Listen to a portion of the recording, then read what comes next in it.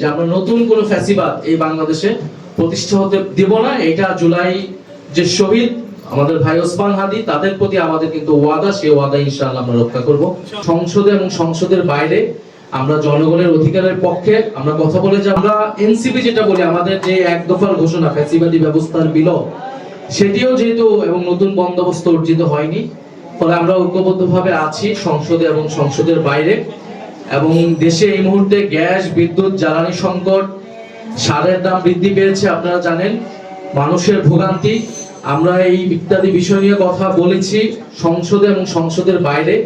আমরা জনগণের অধিকারের পক্ষে আমরা কথা বলে যাব। 11 দল না, আমরা আমাদের এই আন্দোলন এটা জনগণের পক্ষের আন্দোলন, এটা নতুন বাংলাদেশ গড়ার আন্দোলন। আরো যারা শক্তি যারা নির্বাচনে হয়তো আমাদের সাথে আসতে পারেনি নানা কারণে, সেই সকল রাজনৈতিক সামাজিক শক্তিকে আমরা আহ্বান জানাচ্ছি যে একত্রে জোটগতভাবে হোক, যুগপৎভাবে হোক, এই সরকারকে অবশ্যই আমাদেরকে জনগণের পক্ষে, তারা যে গণবিরোধী নীতিগুলা নিচ্ছে, আপনারা জানেন যে গোমের আইন তারা করছে, মানবাধিকার কমিশনের আইন তারা আগের আইনের থেকে দুর্বল আইন করছে, অর্থাৎ ফ্যাসিবাদী ব্যবস্থাকে তারা টিকে রাখার চেষ্টা করছে সরকার। ফলে আমাদেরকে গণতান্ত্রিক শক্তিগুলোকে, বাংলাদেশের পক্ষের শক্তি, ইসলামের পক্ষের শক্তিগুলোকে আমাদেরকে ঐক্যবদ্ধ হতে হবে আগ্রাসনের বিরুদ্ধে, আধিপত্যবাদের বিরুদ্ধে এবং স্বৈরাচারের বিরুদ্ধে।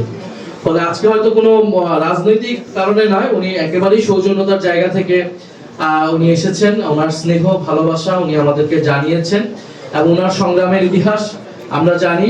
বাংলাদেশে একটা অনেক সংকটকালীন ক্রুশিয়াল মোমেন্টে উনি নেতৃত্ব দিয়েছেন একটা দলকে, যেই দলের উচ্চ পর্যায়ের নেতাকর্মীদেরকে বিচারিক হত্যাকাণ্ডের মাধ্যমে ফাঁসি দেওয়া হয়েছিল, রাজনৈতিক অধিকার, নাগরিক অধিকার কেড়ে নেওয়া হয়েছিল।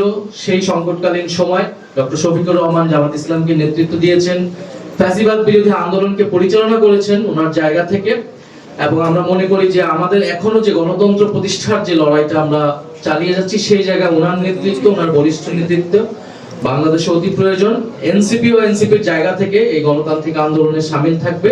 তো ইনশাআল্লাহ আমরা ঐক্যবদ্ধভাবে, আমাদের সামনে অধিবেশনও শুরু হচ্ছে, সংসদে আমাদের যেমন কণ্ঠ দেখতে পারবেন, সংসদের বাইরেও রাজপথে আমরা ঐক্যবদ্ধভাবে জনগণের পক্ষের আন্দোলন গড়ে তুলবো এবং যেটা বিরোধী দলীয় নেতা বললেন ইনশাআল্লাহ আমরা রক্ষা করব।